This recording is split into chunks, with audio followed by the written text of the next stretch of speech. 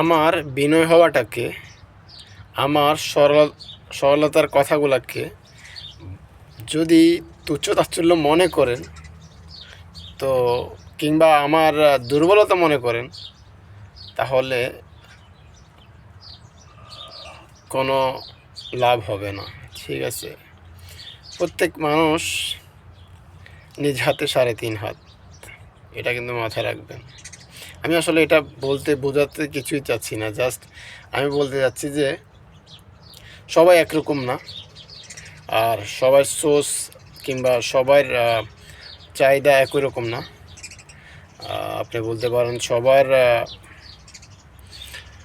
বলে না ভাবনা একরকম না।